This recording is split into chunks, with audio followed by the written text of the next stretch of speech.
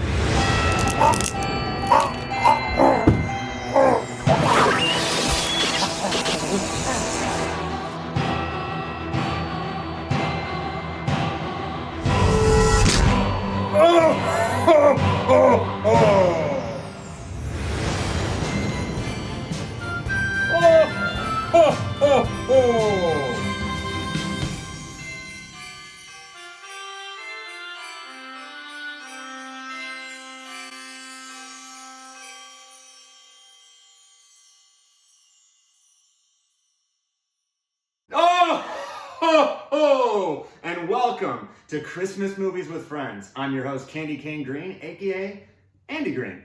And this is day 7 of 12 Christmas movies, 12 friends, and 12 food and or drink pairings. And we're checking both of those boxes today with a very special friend, an old friend, revisiting from the North Pole. We have actress, producer, performer, all the different things, friend Lauren Olipra. Hi. Hi, friend. Hello. Thanks for having me. Thanks for supplying this hat. That's the Krampus walk. Comfortable. Yeah, it's the Krampus crawl, as they say. The Krampus crawl is right. 2Ks, of course. Have you ever been to the, they have a Krampus celebration here in Los Angeles. They do? Well, I mean, it's been canceled the last couple of years, but because the devil's too close. Yeah, right. Sure. It's called the Krampus Loft. Oh. I believe it's the Krampus Run. Oh. And I went a couple of years ago with a group of friends, and basically this was held downtown, and you're like in this alleyway waiting for the Krampus. What's plural for Krampus? Krampi. Krampi? A cramp. Krampuses? A cramp of. A cramp of. I think a cramp of Krampuses. Yeah. Yes. So a cramp of Krampuses to come out of this gate, and I think it was like they ring a bell or something, and then they all come like flooding out, and all of these people, it's like a society, and all of these people have like created their own Krampus costumes, and they come out with like switches, and they actually come around and like spank you, and some of them do it really hard. But it's pretty amazing. This sounds incredible. I want to get spanked by strangers. Seriously. Like dressed as devils. Yeah. Krampus devils. Highly recommend it if it ever returns to Los Angeles. But well, let's go. Okay. Yeah. Like I mean, that sounds. That's stuff like that is when like, yeah, LA is a cool city, you know, cool. or just the world isn't so terrible that there's a group of people. You know, your butt spanked to, put you back in line. That's true. Yeah. Well, I mean, because I think we all have been a little naughty this year, and that's why we're about to get a little bit naughtier. But before we get to the drink, what movie did we watch? We watched Rare Exports. It's a Finnish movie. A Christmas Tale. Yeah. Oh, A Christmas Tale. Yeah. Yeah, that's the fun subtitle there. 2010, written and directed by Jalmari Helander. Excuse me if I fucked that up. I'm sure I did. Oh yeah, the Finnish names, Finnish words. I'm just gonna do my best. So. Well, and you already have done way more than me. You wrote them down. I have my notes. I was like, when does this movie come out? Right before we started. I can't I have to write the important stuff, especially the Finnish words. Like I'm never gonna remember those. And I actually wrote down like phonetically how to say it because it's like the way they say words are so different from our language. So I had to I'm gonna do my best. So. That's all we can hope for. Yeah, forgiveness. That's what Christmas is all about. That's right. Yeah. And even in Finland, the birthplace of the real Santa Claus. But before we get into this, it's sort of a Christmas horror fun. I mean, it's like kind of I would even say almost a family movie because it's about a kid. Kind of is. It's a really dark family movie. Yeah, a father-son. But you know, Home Alone was dark too. Oh yeah, if you actually think about it. Yeah, that's a fucked up family, people. This one, they don't abandon their child, although they're not very nice to him. That's kind of true. Yeah. Once he has to save their ass, but that's what kids do. We're too old, They Lauren. save adults' asses on Christmas. Well, it's like one of those things. Yeah, the adults put the kids in the corner, then the kids have to then get us out of the corner. Yeah. That's like what the world has been forever. Yeah. Yeah. I believe that children are our future. And let's drink to the children, and the elves. Yes, and also, Ooh. I wanted to say to you, Huva jaula ja ona lista otta vuotta. And that, supposedly in Finnish, is Merry Christmas and Happy New Year. Oh, thank you so much. Yeah. Oh, wow, Lauren. Cheers. This is already my favorite. Ooh. That's delicious. That is really good. And let's see, would you like to model it for us? Sure. The finest, ooh, look at that. Yes, Ooh. So this is straight from, I think it says Nuremberg, which is very similar to Nuremberg, but I don't know. It's a Glühwein, a mulled wine, and this one I just got, it just has the spices already in it. That's the way to go. It's the laziest way to drink, and that's what we like. Laziness and drinking. Yes. Go hand in hand. Yes, exactly. And it's a reasonable price. And you were talking about the the Christmas lady who in Scandinavian countries I or think other. It's Scandinavia. So I really love watching during Halloween. I like to watch the origins of Halloween things, and I also like to do the same thing for Christmas and Santa Claus. And of course, I have a mind that just doesn't retain information, hence the notes. But I remember, and I can't remember which country, but instead of Santa Claus, they have this blonde woman with a tiara who comes and delivers the presents to kids. And she'll cut, and they have a contest every year, kind of like a pageant. Oh, like Miss. Exactly. Like in the town, everybody chooses who she's going to be. She represents this, and I can't remember. Maybe it's Chris Kynes, but I don't remember the name of her. But that is a version of Santa Claus, because every country has a different version. Like a slightly different version. Can you imagine growing up just thinking Santa was this blonde babe? I mean, that's great. It does seem great. It does seem very great. It seems like an American thing too. Why? We should combine them. Oh yeah. Or have them be show up together. Well, I mean, that would be the unfortunate thing. Is that's Mrs. Claus. It's just the 20-year-old babe. They could roll up in an Escalade. Yeah. New traditions. That does sound like new Christmas traditions. New Christmas. Oh man, Bon. So I need to read your thing. Oh yeah. Where is it? Here. So Huva jaula. Huva jaula ja ona lista otta vuotta. God, yeah. Phonetic. We definitely look like idiots, or certainly me, and that was what we're going for. And to help us wash, it's actually, I think this is going to help us with this. But these are, of course, the only thing eaten in rare exports. Gingerbread cookies. Good point. Yeah. They only eat gingerbread. They never eat actual food. There's a lot of chopping of meat, but no eating of meat. That's right. As far as I know. So gingerbread and plain, and that's that's his breakfast. That's his dinner. They're just eating it. They live off of. And it is. I looked up Finnish, desserts, and there's several, but gingerbread cookies is pretty much the main one. Is that right? Yeah. Okay. So have a cookie. Oh, I'm excited about this. Yeah, and I do think these are sort of made to be frostinged up, but we're gonna try them plain, neutral, and cheers. Yeah, and this is. Right. I'll tell you where it's from after the bite. Oh wait, maybe I should know. No. Before I take a bite, where you got these things from? You got them from an alley. Yeah, exactly. The garbage. Garbage. Well, it has a good. It tastes like a gingerbread cookie. Yeah, it is good. These are from Berolina Bakery, which is actually within walking distance of here. I'm gonna try the Ooh, dip. the dip. Are you a dunker in general? No, I'm not. No. But on camera, let's do anything, right? Well, time for experimentation. Oh, Ooh, it's good.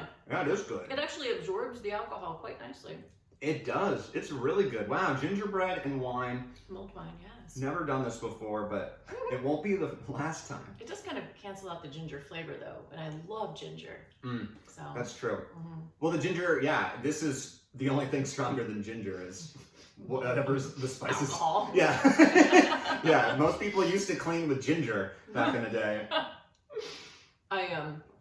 I'm super intrigued. I like that you plug local places, and I'm super intrigued on where you found the clotted cream in your previous episode, because I had clotted cream for the first time and only time when I was in Scotland, and I kind of actively like looked for it out here and I couldn't find it because I actually like it. Oh no, it is good. So in that episode there like... was some well, it's Summerland. And actually, I could even give you the rest of that jar if you'd like. I will take it. Yeah, because I opened it, whatever it was, 2 days ago. Heck yeah, that's awesome. I think it's really cool that you like plug local places, because I wouldn't have known where to get clotted cream. Well, so it was a place from England, the cream, but the store is Rose Tree Cottage in Pasadena, and it's just like has any British thing you could ever want and dream. Awesome. And maybe Hugh Laurie is hiding in there. Like, I don't know. Little tin. If you open the right tin, Hugh Laurie pops up. Oh, my Satan sausage. Yeah, he's the Christmas, I don't know. Well, he would be kind of the Grinch if you just go by his persona. Christmas cameo. The Christmas cameo. Yeah. Ooh. What a fine tale. I'm quite moved to tears, don't you know? How do I even open this app? Is that your mom's voice? No, no. My mom sounds nothing like that, but that's what I envision her like viewpoint of the internet is. If I were to give her like opinion a voice, I don't know how to do this app. That's the voice she would have. It's a good character. I really appreciate that. And I really appreciate this movie, Lauren. And like you immediately when like I asked you like what should we watch, you like me, I think have a fondness for the weird, and you didn't want to just do. You were probably the only one who didn't say Home Alone initially, and now I have a whole season with no Home Alone. Sorry. Oh really? So nobody chose Home Alone? I'll put this on camera. Everyone said Home Alone, so it's hard for me to decide which person, and also it's like Home Alone is like the easy one. And I wanted it to be like Macaulay Culkin. No, I wanted it to be... Get him on Cameo. Yeah, exactly. I wanted just the biggest Home Alone person, and I couldn't tell if it was just a lot of people like... I mean, everyone loves Home Alone. I do. You probably do as well. Home Alone. Yeah, and we grew up with it. And so I was sort of wanting it to be special, and thinking that I would have that match. It's sort of like matchmaking, you know? It's like, or it's the person to the movie. It's just like the drink, and it's also like casting too. I'm just like, I don't know if I found your Home Aloner. My Kevin McAllister. That's it. Yeah. So I mean, maybe you could actually get Macaulay Culkin to come on your show. There's room right here. Macaulay, I love Pagemaster, and I know you do too. I listened to this podcast where you talked about it, and your girlfriend got you a Pagemaster poster, and you were emotional. That's true.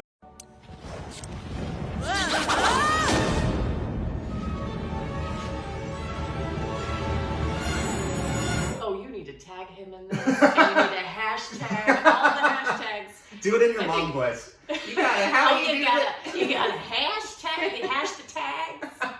Hash the tags. On the interwebs.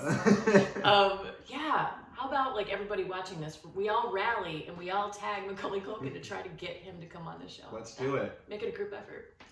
We're just gonna clink when we don't have anything to say. Absolutely.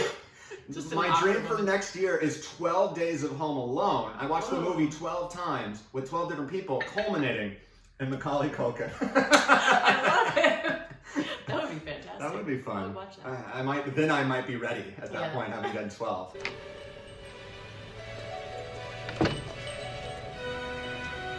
Hey! I'm not afraid anymore! I said I'm not afraid anymore! But enough about other movies. Yeah, right. Let's give Rare Exports its time in the sun or in the cold north. Yes. Now, so what he was saying is most everybody chose Home Alone, but I immediately went to Rare Exports, so you seem to be appreciative of that. Had you seen it? I had seen it before. Okay. Last Christmas was my first time seeing it. Oh, okay. So it was, but I will admit, I think it was one of the patented drowsy Andy viewings. Okay. So, because when I looked at my letterbox, I only gave it a 2.5-star review, but watching it, I'm like, it's a 3.5-star movie. Let's be honest, at least. Yeah, I love it. It's so original. have Santa Claus. So give us, what's it Little about? background? Yeah. Okay, so what's really cool about it is there's actually, I don't know if you know this, but these filmmakers made 2 movies previous, 2 little shorts. Oh. And they're on YouTube. You can just look them up. There's part 1 and part 2. I'll Part put 1. links below. Perfect. The first one was called Rare Exports Inc., and that was put out in 2003. Oh. And then the second sequel came out in 2005 called Safety Instructions. So if you get a chance, they're really, really short, and I don't know the reason why they did these shorts ahead of time, possibly funding. Yeah, that would make sense. Yeah. But they're so great, and they went viral, and that's what led to the full-length movie, which came out in 2010. So they've had a couple years in between each one to gain the momentum. Right. Okay, so Lauren, if we make our Christmas short this year, in 7 years, our Christmas tale will be born. Let's fucking do this. Let's do it. No time like the present. Am Yeah, I right? Yeah, we're cooking. I'm gonna do some gingerbread dunking. Oh yeah, you can have it. Grab another cookie if you want. Oh, okay. Yeah, we got enough. Nice. Yeah, I mean, gingerbread, it's so good. And I'll have to be honest, like I haven't really had gingerbread until my friend started making it a couple years ago. And I was like, man, this is really good. I see what people are talking about. Because the gingerbread houses, the ones that are like pre-made, I mean, that's like cardboard. Definitely. Yeah. And it's a mistake to try to eat, I think. Mm-hmm. It's more fun to make. But yeah, and it's so simple in some ways, and I think as a kid, I went through a phase of like, well, this isn't enough. Like Andy wants the frosting and the sprinkles and all the different things. You're high maintenance. You're Christmas high maintenance. Well, my stance on desserts, and I think maybe life in general, is like if I'm gonna do it, I want it to be probably the most unhealthy expression of that. Yeah, if you're gonna spend the calories, do it right. Like a donut, why would I just get the plain donut? Mm-hmm. I want the one with cream or jam or all of it, God willing. I get that. Chocolate. I do get that. Although I do appreciate a plain donut as long as it's like a Krispy Kreme style, not an Entenmann style. I don't really like the cakey ones. Okay. I like the others. Because and it's just dawned on me within the last couple of years, I'm like, I'm a texture person. Like, I will choose a texture of a food or a drink over the taste. I mean, taste is still important, but like, there's just something about, like, there's certain foods that they taste fine, but because the texture is off, I'm like, can't do it. What's some of your foods? Well, I love sushi, but maki sushi, the rolls. Oh. I have that reaction because of the texture. It's too big a bite, and the way that it crumbles, and I can't handle the texture. And I think I inherited that from my dad because he's never been able to handle maki sushi either. So what's your dad's can't handle? I think it's too big for his mouth. Well, no. Sorry, I meant what's his voice what's your dad's can't handle maki sushi voice? I don't know. I don't know why they sound nothing like this. But I like that one. It's almost like a Peanuts adult voice because he's like not saying words, but it's just like yeah. Oh, it's Santa! He's going to find out who is naughty or nice. She was great. She was nice. Really warms your heart. It does. The cockles. The cockles. The cockles of your heart. What are the cockles? I don't know. What comes to mind is just like the chambers of the heart. Oh, okay. Yeah. I mean, you want those to be warm. If they're cold, you're in trouble. That means you're dead, I think. Exactly. Yeah. Cheers to that. Cheers to death. Cheers to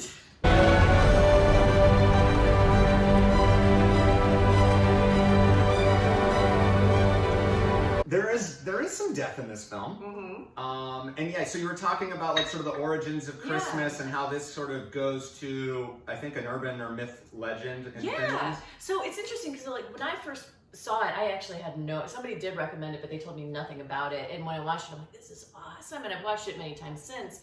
And after watching like several times, it started to come to me like, well, it's interesting that they would choose that particular place. And I wrote down the place that they, it's Korvatunturi, and that is a kind of like a mountain, kind of like between a hill and a mountain, called a fell in Finland, and it's so this film takes place in Lapland, which is the northern part of Finland, I believe. Yeah, and it's like bordered on Russia too, and that's like a big sort of plot. And that the actual mountain is on the border, so yeah, and so.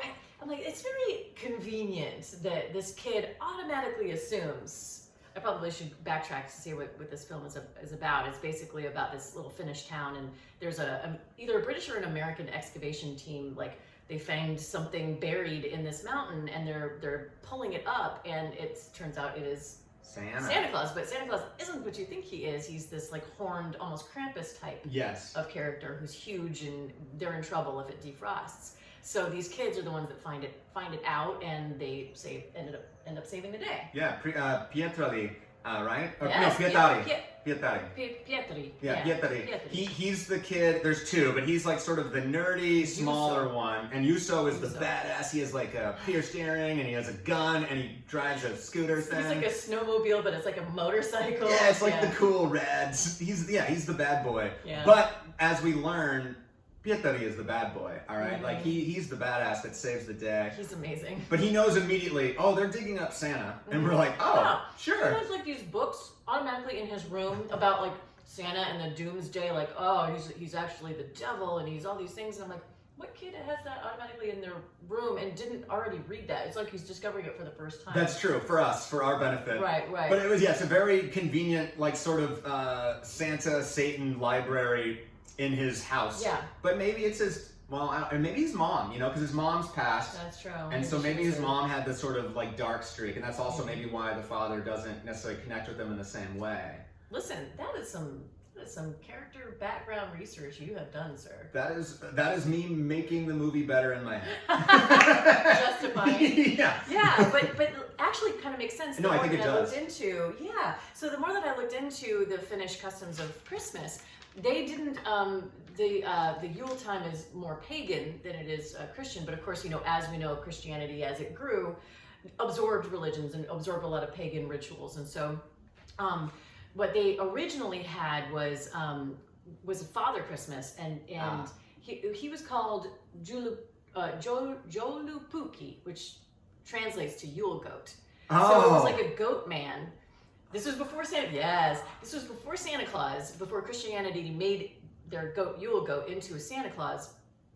He was a pagan, figure that was basically like a man goat, a were-goat, I guess. A were-goat. A were-goat that would come and either punish you if you're bad, and the kids are terrified. Like back in the day, those kids were terrified of the Christmas figure. It wasn't like this, Coca-Cola Santa Claus that they were looking forward to. Right, and they do reference Coca-Cola Santa as like, that's a lie and that's bullshit. Yeah. And it makes sense. So Santa was actually a story to make children behave. Mm-hmm. You don't want to get visited by, it's the same way of like La Llorona or like all sorts of different stories that you tell kids to be good. Boogeyman. The boogeyman, exactly. Santa's a boogeyman, the ultimate boogeyman, which is really cool. And he's soft. He's gotten soft over time. Yes. He's mellowed out a lot. His marketing team has done really good, PR. They're like, listen, okay, you might have to put the switch down, Santa. This is not really PC nowadays. Spanking, we're not allowed to do that without consent. Okay, don't touch children. That's a good rule. That is a good rule, Santa, to be fair. Don't touch children. It's a good rule for everyone. Don't touch children. That's a good point. All the lessons we learned from Christmas. So and it goes, I like the pace of this movie. It just starts and all of a sudden reindeers are murdered everywhere and the boys think it's their fault because they left like a hole in the fence, and kind of, but like when you know who did it, like it's not the kid's fault, but they feel guilty about it. Minkälaiset sudet tekee tämmöstä jälkeen? Isot ja vittumaiset. To go along with that, and even to backtrack, like the reason that they might have had these books in the house, this is my deduction, is that so the mountain that we were just talking about, Korvatunturi, the fell, is their North Pole. They think that what is now Santa Claus and the elves and whatnot, their workshop is on this specific mountain.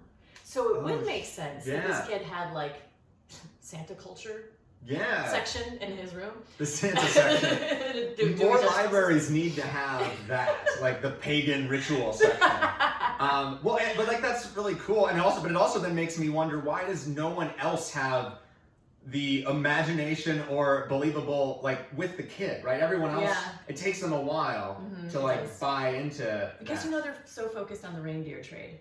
Well, and to be fair, they lose $84,000, I think, or $85,000. Yeah, because like you just mentioned, that they find all of their yearly roundup of reindeer, which they're going to slaughter? Yeah. Well, because the guy's a butcher. Pietari's dad And I think that is sort of like the town's method of making money is game, Right, you know, right. and reindeer meat, which yum. Yeah. That was my other idea for food, but I we couldn't were gonna find have it. reindeer. Yeah. I wonder if they even sell that. Just call it Rudolph. We Yeah. shall investigate. Yeah, later. next episode. Yeah. Cheers. Ah! Isä! Syötti on viety! Ooh, I just read on this. You can drink it hot or on ice.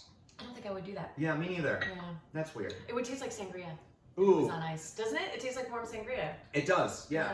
I prefer, I think I prefer this to a sangria for the most part. Sangria, and I think I inherited this from my mom, like it never tastes sort of strong enough, and it always sort of tastes like whatever the fruit or like sugar. It's too sweet. Oh, yes. Yeah, and I mean, this is pretty sweet, but I think the heat sort of masks that or makes it easier to handle. Yeah, it's really good this way. So that's our professional opinion. Mulled wine. We are foodies. I feel like this, for like 7 lines, you have so much information. Well, yeah, I mean, it's just like an outline that kind of helps my brain remember. But, and then on top of, like, I'm going to go back because we're going, the mulled wine is kicking in. We're going to be jumping around a lot. Yeah. So the Christmas the Yule goat, which is their version of Santa Claus, they would actually have the celebration on January 13th, where they would provide food. It was all the leftover food and drink from their holiday celebrations they would leave out for Joulupukki. And Yes. and if they didn't, that's when he would come and like beat your ass. Ah, But that okay. celebration would happen on January 13th. Wow, well that's a reason to have a celebration on the 13th. That seems and nice. eat and drink excessively because you have to have leftovers for the man goat. But you can't finish it. There needs to be some leftovers. Like, what's the protocol? Like, what if you eat too much and there's not enough left over? You're just gonna get your ass beat. Yeah, I think that's really the moral of the story. Yeah. Don't be a pig. Well, when you- okay, so then we have to leave these last 2 gingerbread cookies are for you. Joulupukki. Joulupukki. I was in my room this morning, just like yo Joulupukki, like, trying to get their cadence. Hyvää joulua. I really like the Finnish language. Me too. It seems like, I mean, I'm too dumb to learn it. It's definitely very foreign. I mean, there's a lot of consonants. But that's what I've always thought. We're too vowel heavy. We you are. know? We only care about the vowels. I mean, we have a whole TV show based on vowels, Wheel of Fortune. And you know, come on, we need consonant love. You know, that's what this episode, this movie is about. Language. Yeah. The language of Christmas Yes. and family, father, sons, and toxic masculinity. It's all in there. It's about toxic. Yes, it is about toxic masculinity. Yeah, the boy has none of that. You know, he's running He's around so in ridiculous outfits and Yeah. looking great. Oh, Yeah. everybody else, every other character are all very like macho male, even the kids. But then our little Pietari, which I guess is Peter. Yeah. Pietari, he's just so sweet. He's so sweet. I wanted to ask you, because it sort of ends with him doing the hero move of like, okay, take this copter, take all the children away to like, well, I guess we need to say that there's like what happens, the inciting sort of incident is that like this old man is caught in their wolf pit. And they think it's Santa. They think it's... Yeah, because they thought the wolves were killing everything, so they were trying to catch wolves, and they catch an old man. Right. A naked old man. There's a lot of wangs in this movie. A lot of wangs. I can appreciate a good old wang. I do appreciate a movie that actually will show a wang. Yeah, a lot of running, swinging. Cheers to that. Well, that's why Lauren recommended it. Touche. Well, but it's like, it's definitely... I mean, it's terrifying in a way, just a bunch of old men running at you. Yeah, with beards. With beards. Naked in the snow. Like, snow doesn't even affect them. Their eyes kind of like flash and glow. They kind of have a zombie sort of They vibe. do. Yeah, but it's like a really effective thing, and it's cheap, right? You just need to find willing old men. You know, you're just paying the day rate. You're not doing any makeup. Apparently, I mean, there's makeup, but not like effects. Which is a little more prominent in like Europe, right? People willing to go, like men willing to go Oh. naked in film. Yeah, I think so. I think, let's talk about that. No. Well, I mean, I think it's just probably because I mean, I was gonna say, like, why do you think that is? Just where men here are more. I think we're much more precious about like covering our bodies. Yeah. Which is like you would think that we wouldn't be. We've been on the cutting edge of like progression. Well, not. Whoa, Lauren. Yeah, but Europe you would think would be more covered up, but it's obviously they got the nude beaches and stuff. But they're less precious about the human body and in language too, like on channel or TV. I think obviously like American has that puritanical origins, and I think it's that. Well, it's even like that. I grew up thinking it was hard to talk about sex, or it was weird. And I think it just extends to the fact that that's why we don't want to be naked, or like that. Probably my PE class, nobody showered. No way. No men were comfortable doing that, but I'm sure in Europe everyone did, and it wasn't the thing. And they probably were helping each other scrub. It was just an orgy.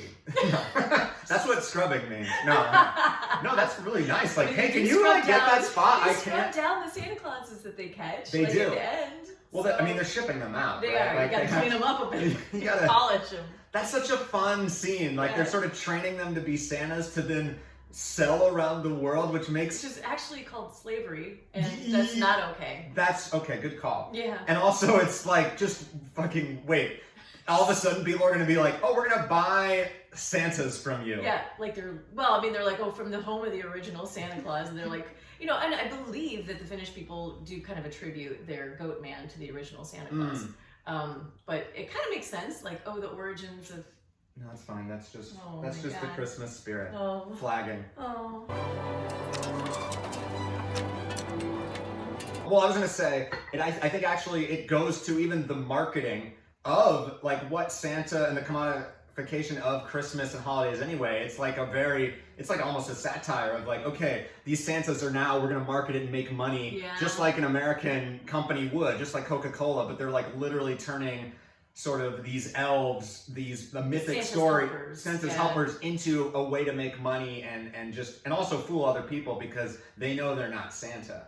So that's something I hope you've seen this movie because we're referring randomly to things. Yeah, this movie's on Shudder and Tubi TV and Hulu. And Hulu as well. Yeah, it's all over the place. Yeah. I will have put that in earlier, I know, but I like to point out, this is the moment in the video where I realized I didn't do it.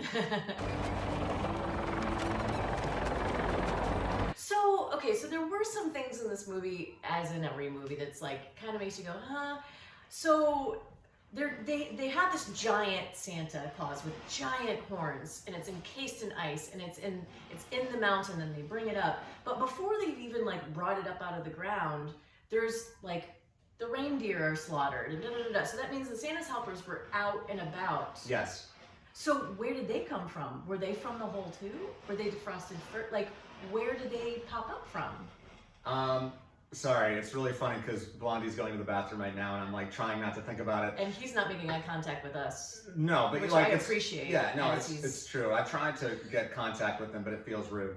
My thought is, yeah, they could have maybe come out of a hole, but I kind of think that they sort of exist elsewhere, and then they sort of come when Santa comes. Because they're under control of Santa. Because when they blow up Santa, they're like free from this. Right, they're free from the spell, and I think that's sort of maybe what it feels like. When they uncover him, then the spell maybe reignites, or like they come from the woods or wherever elves are. You know, maybe they come from the mountain, a different part. I have no idea. From Russia. They were hiding in Russia. Yeah, and that's where the elves are hiding. We know. Okay. Good to know, Russia. We gotta bomb them because that's where the elves are. Jesus.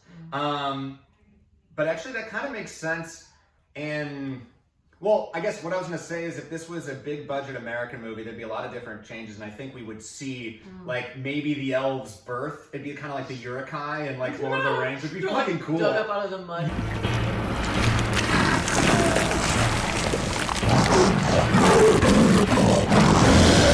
Yeah, exactly. They're just they like that casing, and they're like break through it. It's candy cane casing, and then and then they just like eat the workers, you know. Fantastic. Yeah, and like hang them on the Christmas tree. I smell a sequel. That's what I want to do is hang people on Christmas trees. But yeah, I think there'd be something like that, and then I think we probably would have actually seen Big Santa. I think we would have Yes. gotten to Krampus. And I was wondering, I think when I first watched it, I was like sort of bummed that we didn't get there. 1 second, Blondie needs help. Oh, Ah, such a sad little. such a sad one. He doesn't like closed doors. Oh. And from what I've read or found on the internet, you don't ever see the Santa. You only see his horns protruding from Yes. the ice, which, in my opinion, and I've said this. I have a podcast talking about movies, but The award goes to. with Patrick and Lauren. So if And- you like, well, award, it's all Academy Award Best Picture movies that we watch and review. Where are you at right now? We're on pretty much every podcast. Oh, sorry. I meant what movie. But yeah, wherever you Oh. get your podcast. But what movie are you? Well, sometimes we do little like side tracks during the holidays, and we'll do a Christmas movie. But the last, I think it was the last one that we released was Mrs. Miniver. Okay. That I one haven't is up seen now. that one. Yeah. Oh, it's actually really good.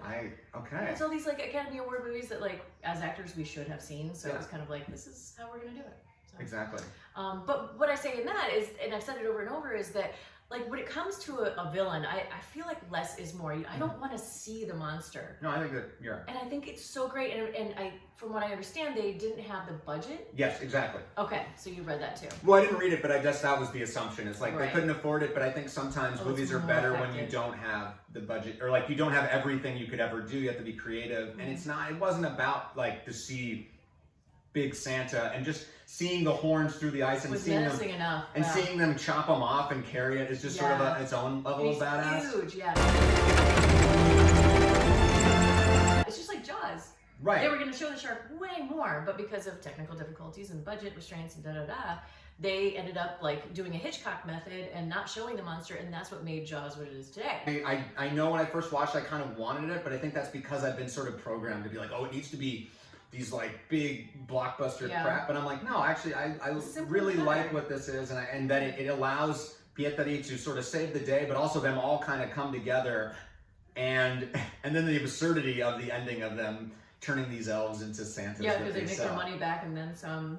Right, they're now millionaires. Like, how Yeah. much could I sell? Was it like 65 million or something like that? Oh, and I also love that like, what is his name? Yuso, the badass kid. They all the adults turn to him to do all the math. Oh Did yeah. you notice that? Yeah, he's like really good at math, which is Yeah. also like a neat sort of thing because we're you look at Pietari and you think he's like maybe the guy that would be the math kid or the like the bookworm because that's what he is kind of. But yeah, Yuso is they go against type, which is nice. And also I just like them again. It's another example of the kids being smarter than the adults. Like these adults don't. I mean. Yeah, I don't know if they necessarily make a smart decision in the movie, really. Aside from listening to Pietari, and when Pietari was like, "Do this," they're like, "Okay, yeah, that checks Yeah, out." he became a man Yeah, that day. that's what they Yeah. said at the end. It's like, "You are a good man," and then Yeah. and then Pietari's like, "You too," and I'm like, "No, his dad doesn't deserve that." Yeah, that is true. Yeah. Gotta make your boy real food. In the previous short movies, towards the end of what, because they're kind of put out as like a documentary style. There's like a voiceover narration that's really Ooh, good. I like that. And towards the end of, I think it's the second one in 2005, Safety Instructions. It's the same actors. It's all the same actors as the ones in the movie. That's so good. And so little Pietari, and his name is Oni. Little Oni was that much younger, so he's just really tiny. And there's this beautiful moment where Oni is wearing this type of a hat, and his father, and they had just got done doing their day's work, and he pulls out a small corncob pipe and gives it to the boy, and the boy like dance like, are you kidding me? That's I mean, he's become a man, so now he can smoke a pipe. Yeah. Oh, that is romantic. It's romantic. Well, like the romance of fatherly love. The romance doesn't mean sex necessarily. I don't know what to say to that. Cool. That deserved an awkward silence. So Yeah. I just wanted to put that in there. I try to create them everywhere I go. I love it. It's your brand. Awkward silence productions. Did you know that Pietari and his dad Rauno are actually father and son? I didn't In know real that. life, yeah. Wow, Yeah. that chemistry is just real. Yeah, and they're both so good. Like that little boy is a great actor. He is, yeah. He is. And I mean, everybody was strong. That's the thing. Like you're getting like a very unusual but a very high quality. The production value was amazing. It was gorgeous, and like the acting was fantastic. I feel like the writing was fantastic. it's a really good movie, and it's not. I mean, I think some people find it hard, like to mix Christmas with horror. Maybe. Yes, they're trying now with the Krampus films. With the Krampus film, but like it's also just. I mean, there's always been Christmas horror, and as you said, the stories of Santa are laced in horror. And if you just even think about the idea, I mean, we've all had that thought of like, wait, a man's just coming down the chimney, and that's like into your home and watches you while you sleep. And you bait them with cookies and milk, and it's naughty and nice kids. It's like there's so much weird shit in there. I think to me, it's a shame if we mix everything. That's but like it makes me think of like as a kid when I ate things, I had the segmented plates. Oh, you where did? like I couldn't mix different things. Oh, you were that kid. Yeah, like I had one of those things. And now is it because did you become that person because your stuff was always separated, or they got those plates for you because you were already like that? Ooh, that's a good point. Yeah. I'm pretty sure it was because I was picky that then they got that. Okay. But now I want to say I'm the opposite. Now I'm like a bowl person where just like everything just come in together. Let's just mix it. And to me, that's how I also want to think about movies and art too. Like why are there rules about what we should feel or see in a Christmas movie or whatever? And that's how music has developed over time too. It's people mixing two very different genres together, and then they create something new. I mean, that's the human condition, is constantly taking what we have and then making it better, making it different, and adding your own. That's literally procreation. That's so true. That's just what humans are about. Yeah, the peanut butter and jelly sandwich is just childbirth. Does that work? Yeah, I think so. It needs an awkward silence, so I'm going to give it what it needs. Okay. Well. Cheers! I mean, I've loved you have come to like fucking knock this out of the park, and you've done it. Yeah. And I just wanted to ask if you had any more sort of thoughts or things to bring up about or Christmas for you. Like, is this going to be a tradition? Like, I know a lot of people watch the same Christmas movies over and over. Like, is this one becoming that for you? Yeah. I've watched it the last couple of Christmases in a row. These horns, they want to try to go in the back. I mean, they're not actually attached to my head. Just so you know. Don't believe it. These are real. Yeah. No? Oh, she didn't own that one. Well, I was going to ask you, what do the horns make you feel, too? Like, do you feel like... It's kind of like a Maleficent vibe where it's like, I could kick anybody's ass at any time. Well, I mean, we know who would win in a fight between us, and it would easily be you. Yes. With or without the horns. So when you were growing up, did you do the traditional Santa Claus thing? Yes. Okay, so and it was like the magic, oh my God, this guy's gonna come. I love that. Okay. Yes, I was all in on that, and I still sort of have that. I'm still able to,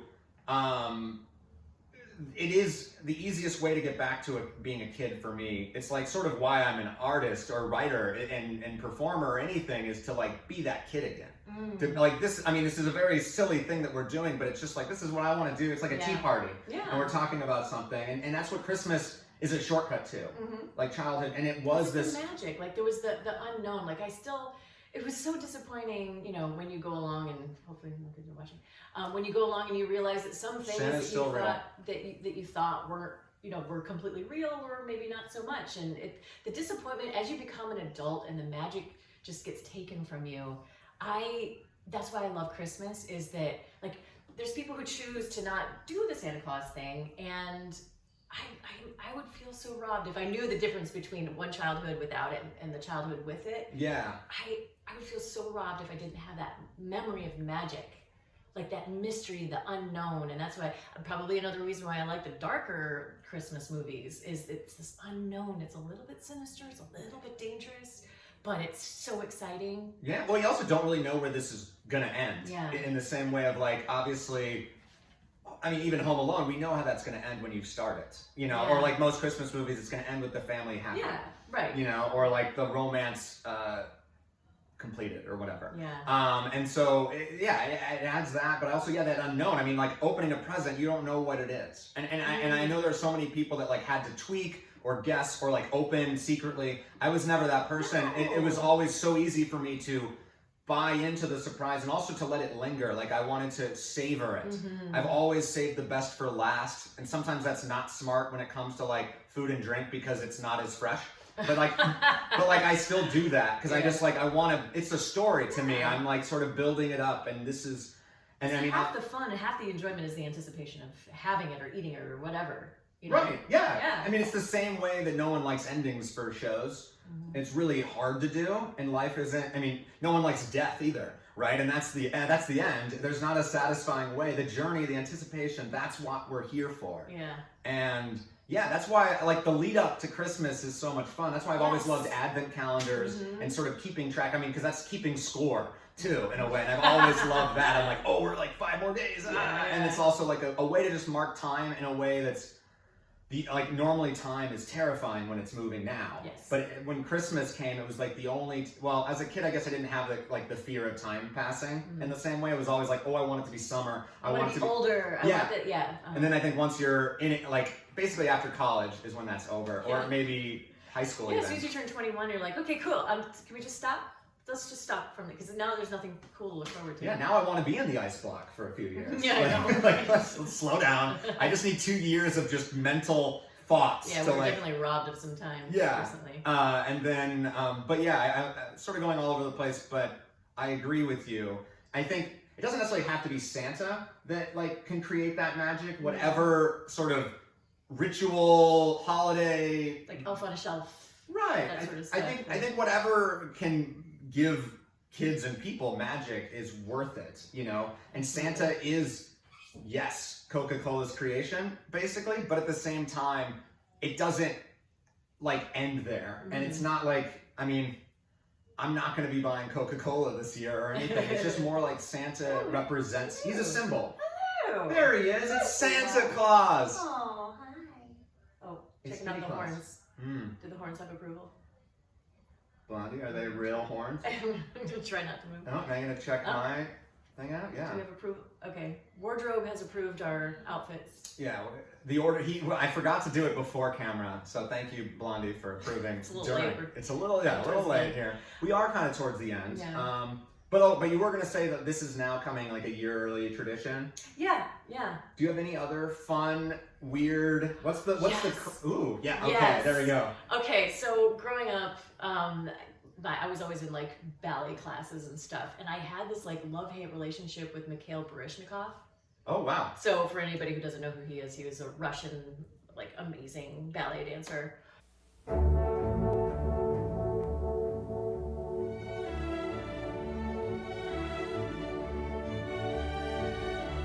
And because I was into ballet, my mom bought this poster of Mikhail Baryshnikov, and he was above my bed, and was like, oh, like so professional, like someday, da da da. So I had the love, like the hero worship, but at the same time, he was hovering over my bed like a freaking creeper, and like doing a really intense stare in his leotard and tights, and what do they call that? A dance pouch? The codpiece? The codpiece, or something like like a dance belt. I guess it's called a dance belt. You're talking about the thing that's okay. It gives, it's like the Ken syndrome where it's just a big bulge. Yeah. And